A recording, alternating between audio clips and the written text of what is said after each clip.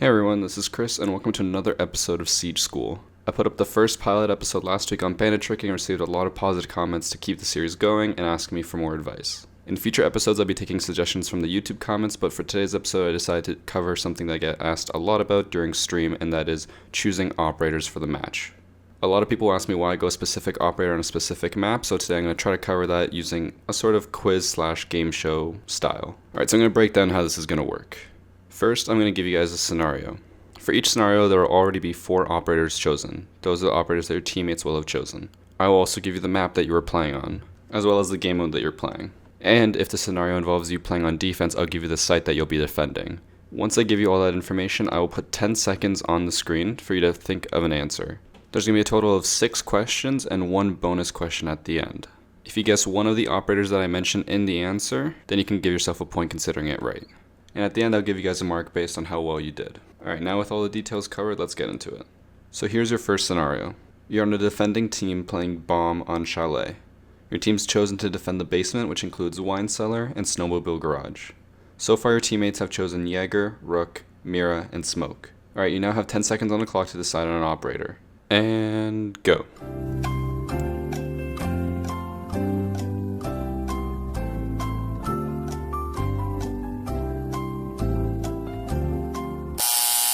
And time's up. The correct answer to scenario 1 is bandit, with the alternative being mute. Now the reason why I chose these 2 operators is because so far the entire team has not chosen a single person to deny entry into the objective. Denying entry is very important, especially when you have a wall facing outside like the basement of chalet does. The snowmobile garage wall can easily be broken into, especially if you don't have a bandit or mute, so this is essential to defending the site. Which one you choose is more personal preference, but bandit does have the upper hand in that he can destroy breaching gadgets, whereas mute can only delay them. Bandit also has the upper hand here because he is able to roam much more freely than mute. And based on the team's current picks, so far they have 3 people who are going to camp on site, Rook, Mira, and Smoke, whereas Jaeger will be the only roamer. Therefore the best choice is to choose bandit in this scenario. Now here's the second scenario. You're on the attacking team playing bomb on house. So far your teammates have chosen Twitch, Blackbeard, Thatcher, and Ash. You do not know what site the other team is going to choose to defend. Right now with 10 seconds on the clock, go.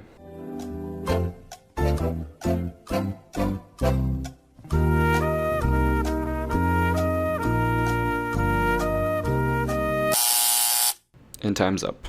The answer to scenario 2 is Hibana, with the alternative being Thermite. The reason why I went with Hibana over Thermite is because you're not entirely sure which objective they are going to defend. Since it's bomb, they could go basement, defending both garage and workout room, or they could also defend top floor, which would include kids room and workshop. If they go basement, you do need to blow open the garage wall. This is something that Thermite would be better at, but Hibana is also capable of doing it. Now if they go top floor, Thermite's pretty much useless because he has nowhere he really can breach. In order for Thermite to actually be used effectively, he would have to get into the objective to breach a wall, which is not at all viable. Meanwhile, Hibana can shoot her pellets from outside the objective and still stay safe while trying to blow open holes in walls. So in the overall, Hibana works for both top floor and bottom floor objective, but Thermite really only works on the bottom floor. So if they were to go top floor, then you basically have a useless pick. And one of the key things I always stress is choose someone with utility. Choose someone that will actually help the team win. And since Hibana has utility on both the objectives that I mentioned, Hibana is the clear winner. Alright, now we're on to scenario 3. You're on a defending team playing secure area on Clubhouse, and you're defending the objective bar. So far your teammates have chosen Jaeger, Bandit, Pulse, and Caviera. And now 10 seconds on the clock, go.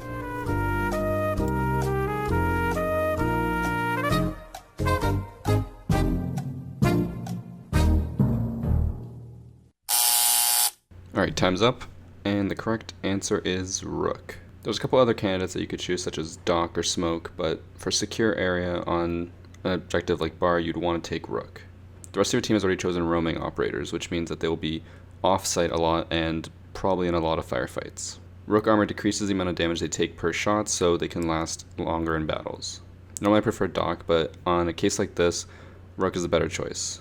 Doc is only useful as long as he's alive, and you can't guarantee that he will stay alive on site the entire time. Meanwhile, on a team full of roamers, Rook's armor is always prevalent.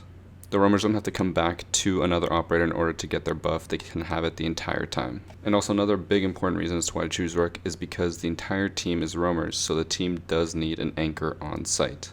And since Rook is a 3 armor, 1 speed, he can tank a lot of bullets and just stay on site. Meanwhile, the rest of the team is free to roam and do whatever they need to do. So in this scenario, Rook is a clear winner. Alright, now for the 4th scenario. You're on the attacking team playing secure area on consulate.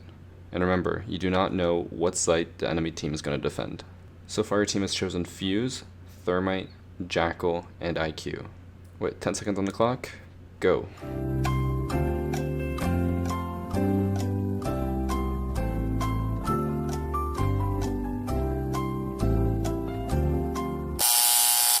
And time's up. Now I'm hoping this one should be an easy one, but the answer is Thatcher. Arguments could be made that Twitch could be an alternative, but I think the only clear choice is Thatcher. Since the objective is secure area, there's a very high chance that the defending team will choose to go Garage. Although Archives is one of the most popular choices, Garage is still up there. One of your teammates has chosen a Thermite, which means if they go Archives, he can easily get hatches. But if they go Garage, and say someone has mutes or bandits down, then Thermite is completely useless.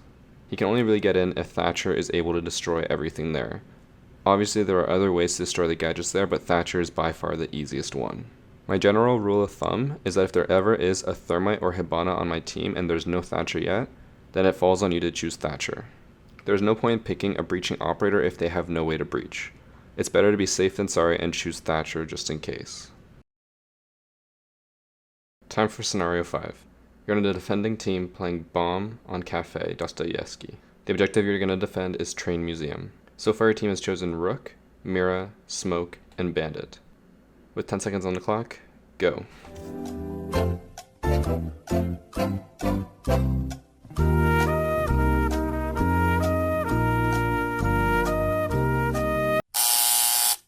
Alright, time's up. So the answer for scenario 5 is Jaeger, with the alternative being Pulse.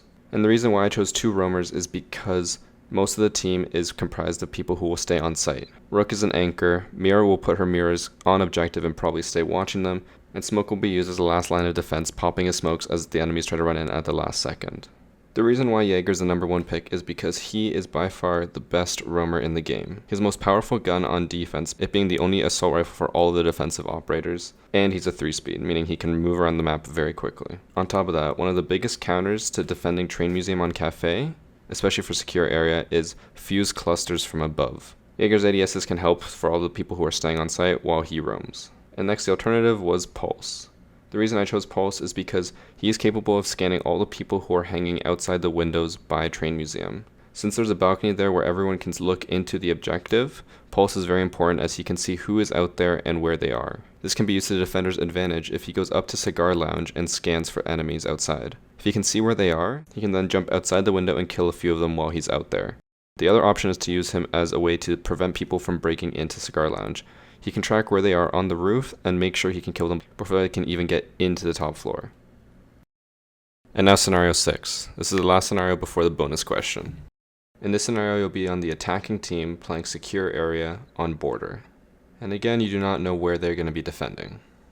So far your team has chosen Thermite, Hibana, Thatcher, and Twitch. With 10 seconds on the clock, go.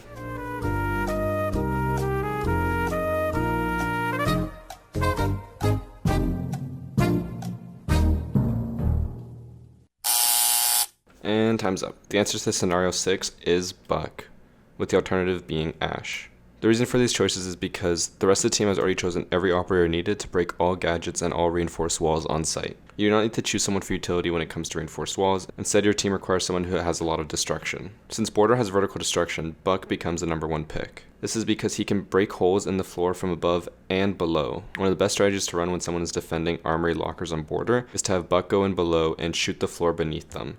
This makes them scared to hide in any of the normal corners and can also be used to flush them out. Ash is a good secondary to this because her Ash charge can also be used vertically, whether from the bottom or from the top, and she can also bring breach charges to break even more walls. Sledge was considered for this, but the issue is, if he is on the bottom floor, he cannot break the roof. Meanwhile, Buck can. A skeleton can reach from the bottom floor up to the top floor. Also, Buck's skeleton key can be used to break holes in walls and other areas around the map, and just on the overall can provide a lot of destructibility. And that is it for the 6 standard questions, and now it's time for the bonus question. Here's a scenario. You're the defending team playing secure area on favelas. The room that you're going to defend is packaging room. So far your team has chosen Caveira, Capcan, Frost, and Tachanka. With 10 seconds on the clock, who do you choose?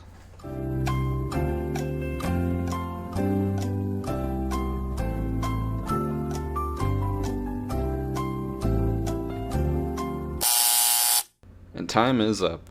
Now this is a trick question. There really is no good answer for this scenario. Instead, there's really only one option.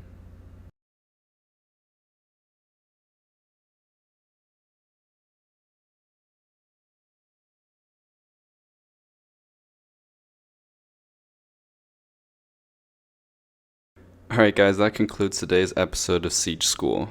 Hope you guys learned something new, or at least enjoyed the video. And these are marks/ranks that I'll assign based on how many questions you got right. I'm interested to see how many you guys did get right, so please let me know in the comments down below. If you have any ideas for topics you want to see me cover, please let me know in the comments below and I'll see if I can make a video on it.